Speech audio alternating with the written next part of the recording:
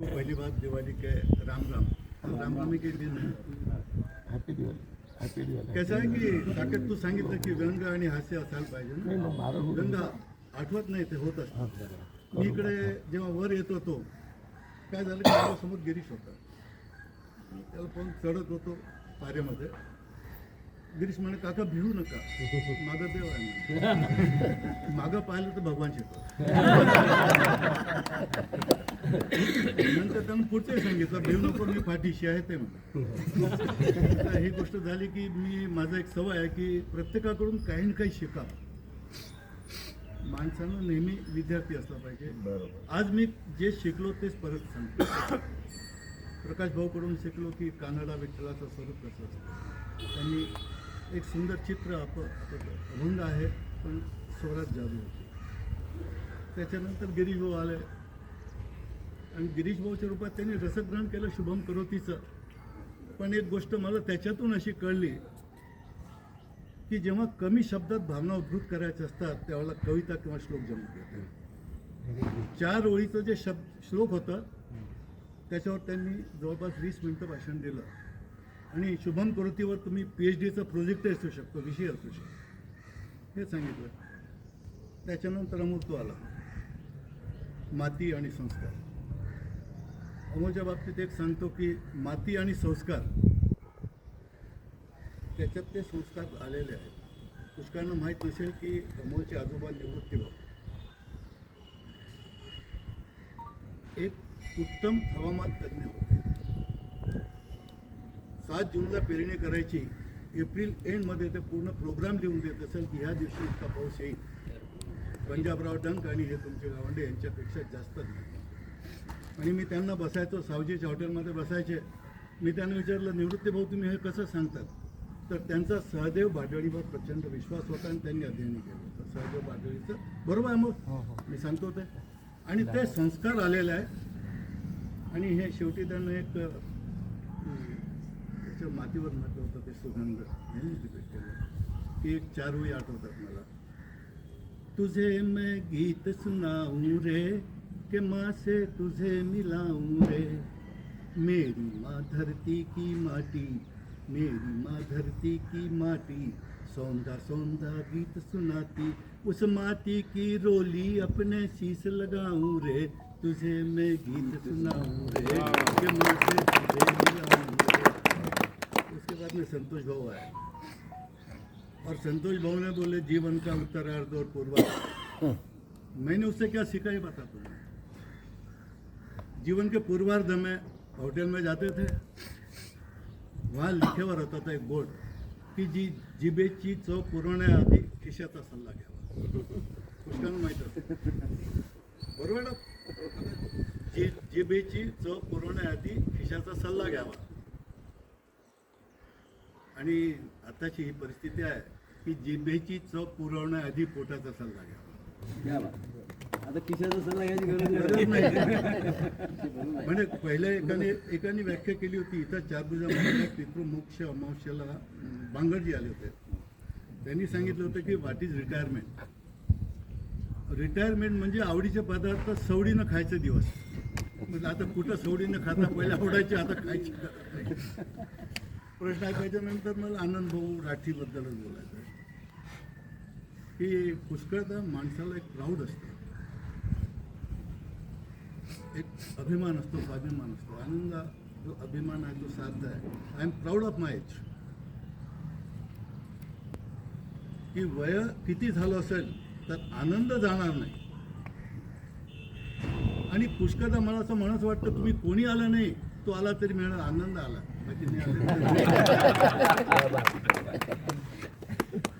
त्याच्यानंतर तुमचे सन्माननीय अध्यक्ष नटमल भाऊ आले. यांनी सांगितलं मानगुटीवर बसलं. तर एक व्याख्या आहे किशोर. Some are great some are great, some achieve greatness and greatness is thirst on something. की त्यांच्यावर लागल्या जाते कारण ते मागं राहू शकत नाही. मागं राहण्यास हवं असं बरोबर कुठंतरी आपला शिक्का उमटावा असा असतो. मैत्रीची व्याख्या सांगितली. इनबॉर नसते ते समजा. हं? इनबॉर नसते. आणि मला सुद्धा अभिमान आहे. I am proud of my 78 years and I am proud of की आय एम ओनली मॅट्रिक्युलेट. आता आम्ही प्राऊड फील करतोय कारण मी काकांना कधीच ऐकलं नाही की बा काका इथेच असतात, पण मला आनंद उराला ऐकताना त्यांचं म्हणजे. मला अभिमान आहे मी फक्त मॅट्रिक आहे म्हणून.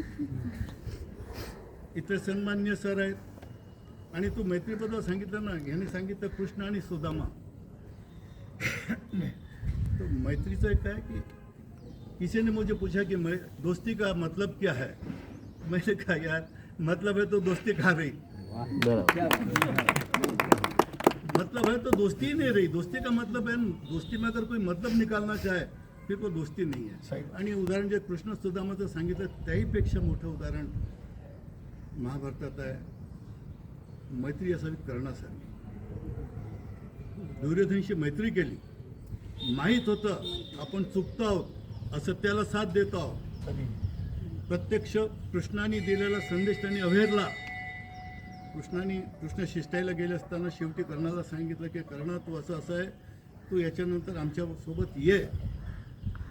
तू कुंतीचा पुत्र आहे, तुला आम्ही हे देऊ. ते म्हणलं मला सगळं मान्य आहे भगवान, मी कुंतीचा पुत्र आहे मला पहिलंच माहीत होतं, पण दुर्योधन मित्र मी त्याला शब्द दिला. एक उत्तम उदाहरण मैत्रीचं आहे. हरीश भाऊने गीतेचं महात्मा सांगितलं. आणि इथले सन्मान्य आमचे बनसोड सर यांचं माझं एक वेगळं नातं आहे. इथून नागपूरला बसमध्ये गेलो, नागपूरपर्यंत बसमध्ये गेलो तरी आमच्या मराठी कविता काही सांगू. आमच्या मराठी कविता पहिलीपासून तर मॅट्रिकपर्यंतच्या सगळ्यांना पाठ आहे आणि मला ते आठवण करून देत असतात. आणि मराठी बाबतीत एक सांगायचं अमोल की मला कसं आहे प्रकाश भाऊ, माझं भाग्य कृष्णाचं आहे. कृष्णासारखं भाग्य मला लाभलेलं आहे. मला जन्म देणारी माझी आई यशोदा माता, देवकी आई म्हणजे माझी हिंदी माता. आणि माझं पालनपोषण करणारी यशोदा माता म्हणजे माझी मराठी आई. विठ्ठल मंदिराच्या गल्लीत वाढलो, गिरीश भाऊच्या सानिध्यात वाढलो, त्यामुळे मराठी झाली. त्यामुळे मी तुकाराम, रामदास, कुसुमाग्रज, भारापंप, संत हे अनेक असे मराठी वाचत असलो. त्याच वेळेला रामधारी सिंग दिनकर, मधुभूषण गुप्त, सुभद्रा कुमारी चव्हाण यांचं सुद्धा मी वाचत असतो. आणि दोन्ही मला साहित्यातून आनंद मिळतो. यावेळेला आज एक थोडंसं दुःख असं वाटतं की मी त्या भाग्यशालीमधला नाही. जर पहिले तुमच्यासोबत आलो असतो तर आता तुमच्यासोबत मांडीमधून करतो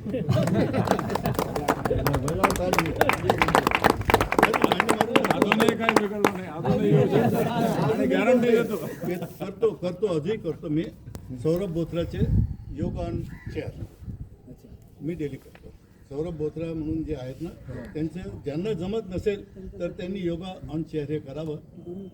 जास्तीत जास्त 15 मिनिटाच्या मी रोज करतो आणि मला त्याच्यातून फायदे मिळाले, अतिशय फायदा मिळालेला. आता यांनी सांगितलं आता साकेतनी की आठवणी ठेवाव्या,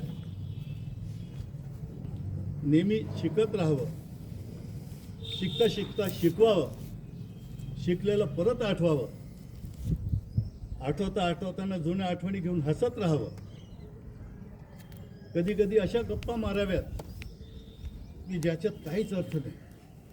जिसको पण हिंदी में बेसिर पैर की बोलते ना शेंडा ना बुडू. अशा गप्पा माराव्या, आनंद घ्यावा, निर्भेळ आनंद असावा, बरोबर. उद्देश नसावा, फक्त आनंद असावा, निखळ आनंद असावा. आमचं हा पप्पू सारखा नाचा म्हणजे नाचा, बाकी आपली दुकानदारी विसर. बस हाच आनंद सगळ्यांनी घेत राहावा. आजचं पाडवा पहाट ही दिवसाची सुरुवात नाही, व्यापारी सगळे आहात, ही वर्षाची नवीन सुरुवात आहे. 1 एप्रिल तर आता आलेला आहे. पहिले दिवाळीपासून आपले वही खाते चालू व्हायचे. तर हा संपूर्ण वर्ष तुम्हाला असंच आरोग्यवर्धक, सुखदायी, शांतीपूर्वक. एक मला फक्त गजूभाऊबद्दल बोलायचं राहील. गजूभाऊन सांगितलं की मला गोमातेच्या ह्याच्यात शांती मिळते. पण गजूभाऊ एक सांगा, शांती मिळते, समाधान कधी मिळेल?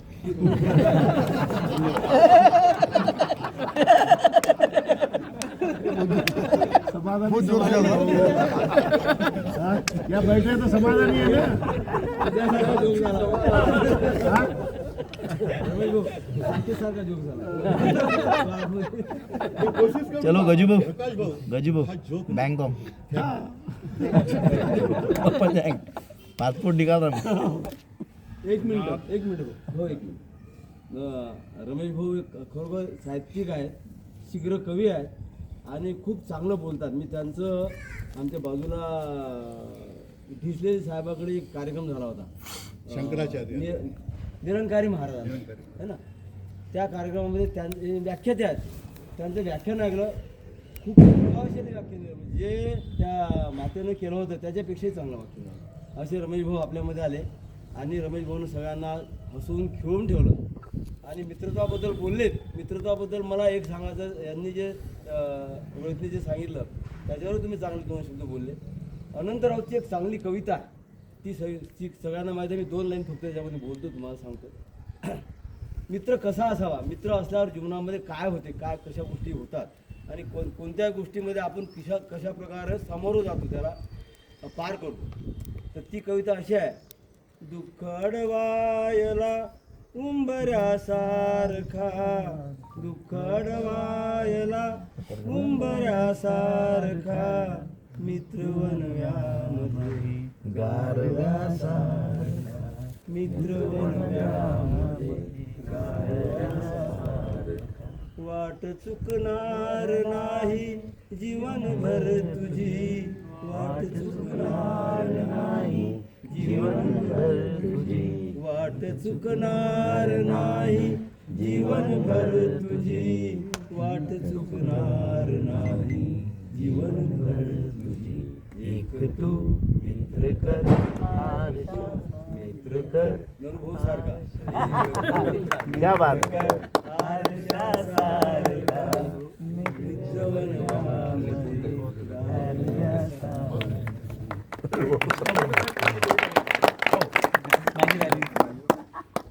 रमेश भाऊ की जो प्रगल्भता है उसको तोड़ दी है. मैं तो समझता हूँ कि मंगरूल में भी इतने अच्छे बोलने वाले इतने ज्ञानी व्यक्ति शायद ही होंगे. और मेरा तो पूरा बचपना इनके पास गुजरा है. तो जो कुछ मेरे में आप देख रहे हो तो ये बुजुर्गों की कमाल है. इनका ही आशीर्वाद है. इनके इन्होंने हमेशा आगे बढ़ा के मैं पहले बहुत ही पिद्दी था एकदम पीछे पीछे रहता था. ये हाथ पकड़ के चल. एक बार हास्य कवि सम्मेलन हुआ था. पहली बार माइक हाथ में दे दिया बोले ऐसा ऐसा बोलना. अब वो जो बोला उससे ही लोग हंस रहे थे. नरेंद्र एक बात बोलणी सर तुम्हाला मराठी वाङ्मयाचे अनेक प्रकार तुझा आहेत. पेशंट नाही ना हा नाही तर कसं आहे आमच्या याच्यात गुंतले की झालं गुंतलं गजू थोड़ा बहुत हमको सहन करने पड़ेगा. मराठी वाङ्मयाचा एक प्रकार आहे जो आता जवळपास संपलेला आहे. कारण की हे अजून घंटाभर चालतं फटका कोणाला माहित आहे का? अनंत लोक पंडितचा आहे ना हा फटका आहे. तर आता सहज आणि सगळ्यांकरता आहे. बिकट वाट वहिवाट नसावी धोपट मार्गा सोडू नको संसारामध्ये ऐसा आपला उगाच भटकत फिरू. चल सालस पण धरून निखालस खोटा बोल्या बोलू नको. अंगी नम्रता सदा असावी अंगी नम्रता सदा असावी राग कुणावर धरू नको. नास्तिकपणी तू शिरुनी जनाचा बोल आपणा घेऊ नको. आल्या अतिथ्या मुठभर द्याया मागे पुढे तू पाहू नको. माया बापावर रुसू नको दुर्मुखलेला असू नको. व्यवहारामध्ये फसू नको. परी उलाढाली भलत्या सलत्या पोटासाठी करू नको. वर्म काढूनी शर्मायाला उणे कोणाला बोलू नको. बुडवाया दुसऱ्याचा ठेवा करणी हेवा झटू नको. मी मोठा शहाण धनाढ्यही गर्व फार हा वाहू नको. एकाहून एक चढ जगामध्ये थोरपणाला मिळवू नको. हिमायतीच्या बळे गरिबीला तू गुरु नको. 2 दिवसाची जाईल सत्ता अपेश माथा घेऊ नको. विडा पैजेचा उचलू शर्त नाही लगानी चाहिए. विडा पैजेचा उचलू नको. उणी तराजू तोडू नको. गहाण कुणाचे डुबू नको. उगीच भेक तू मागू नको. संसारामध्ये ऐसा आपला उगाच भटकत. मराठी साहित्यातला हा एक जवळचा संपत आलेला प्रकार आहे वाङ्मयातला. फटका म्हणतात त्याला. हा अनंत बंदीने लिहिला आणि त्यांच्याबरोबर संपला. बहुत बढिया. बहुत बढिया रमेश भाऊ. आज आपल्यासोबत डॉक्टर महल्ले साहेब उपस्थित आहेत. मंगरूळसारख्या गावात त्यांनी सुपर स्पेशालिटी हॉस्पिटल स्थापन केलं. मोठी गोष्ट आहे. इतकी हिंमत करणं सोपं नाही. मोठ्या शहरात जाऊन बसले असते तर तिथं कितीतरी चांगलं ते चाललं असतं, पण आपल्या गावाप्रती काहीतरी कृतज्ञता असते आणि त्या माध्यमातून त्यांनी आपल्या गावासाठी इथं सुपर स्पेशालिटी हॉस्पिटल निर्माण केलेलं आहे आणि आपल्याला सगळ्यांना त्याचा लाभ भेटत आहे. जोरदार टाळ्या वाजून आपण निवेदन करतो की 2 शब्द आम्हाला मार्गदर्शन करा. सैनिक शाळेमध्ये असताना व्यक्तिमत्व शिक्षण म्हणून विषय होता. त्या विषयामध्ये, त्या पुस्तकामध्ये जे चॅप्टर होते, आज ते सगळ्या चॅप्टरची इथं उजळणी झाली, याचा खूप आनंद आहे. त्या चॅप्टरसोबत त्या चॅप्टरचं एक उदाहरण म्हणून जे इथं मोती बसलेलं आहे, जे हिरे बसलेले आहेत, त्यांना पाहून ते चॅप्टरचं महत्त्व आज खऱ्या अर्थानं कळलं. हे सगळे हिरे असे चमकत राहो आणि त्यांचं आरोग्य असं बहाल राहो, हीच ईश्वरचरणी प्रार्थना. उद्यापासून आपण मला बोलवायचं एक कारण हे सुद्धा आहे. डॉक्टरांना बोलावले तर आपल्या ग्रुपमध्ये कदाचित सम्मिलित होतील.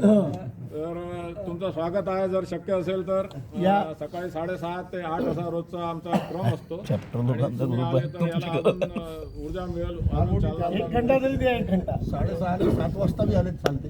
आम्हाला आमची जी मोत्याची माळ आहे ती मोठी करायची आहे. त्याच्यात तुम्ही एकदम योग्य पत्रकर्त्यांनी आहेत. बुद्धवार साहेब आहेत. त्यांच्यासाठी एवढं रिलॅक्सेशन देऊन द्या की 7 दिवसामध्ये ज्या दिवशी सकाळी 6:30 ते 8 फुरसत वाटली त्या दिवशी येऊन जायचं. जेव्हा वाटलं तेव्हा येत जाव. ऑटोमॅटिक जुळून जा. आणि शेवटी मी निवेदन करतो, आज आमचे ज्येष्ठ मार्गदर्शक आदरणीय बनसोड सर यांना विनंती करतो की आमचं मार्गदर्शन करा. ज्यांच्या चेहऱ्यावर आयुष्यात 50 वर्षाच्या आयुष्यात, कारण मला भाऊ 50 वर्ष झाले या गावात, म्हणजे अर्ध आयुष्य, ज्यांच्या पहिल्यांदा ज्यांच्या चेहऱ्यावरती मी गुलाबी हास्य पाहिलं आणि सूर्याच्या साक्षीनं जीवनसत्व घेणारे आपण, कोणीतरी मध्येच म्हटलं की ऊन लागते वगैरे नाही, जीवनसत्व घेणारे आपण आणि दीर्घायुषी असणारे आपण आज सर्व या ठिकाणी उपस्थित आहेत आणि मला तो सन्मान दिला याबद्दल नवलही वाटते, आनंदही वाटते, कधी कधी दुःखही वाटते. भाऊनी म्हटलं की कधी कधी सर चिमटे नका घेऊ नये, आज चिमटे नाही घेणार, पण मला 3-4 किस्से सांगायला वेळ दिला बरं होईल. माझ्या शेजारी जे बसलेले आमचे भाऊ आहेत, हा सोपा माणूस नाही आहे. मी तर मराठीचा प्राध्यापक आहे, पण माझ्यावरही हे कुरगोडी करतात. एकदा यांच्या बैठकीमध्ये दोघांचा आमचा संवाद चालू होता. विषय होता कादंबरी. अर्थात ते म्हणतात की मी मॅट्रिक्युलेटर आहे, मॅट्रिक आहे, पण विषय कादंबरी. जो MA ला मी शिकवला तो विषय म्हणजे 2 तास एवढे सुरेख बोलले की भाऊ म्हटलं मी माझं मराठी पण माघारी घेतो. एवढं प्रचंड वाचन आहे आणि त्या वाचनाने मी सुद्धा फार दिपून गेलो. असे आज माझ्या शेजारी बसले रामभाऊचा नामचा जो परिचय, क्या बात. एकदा मूर्ख संमेलन भरवलं इथं.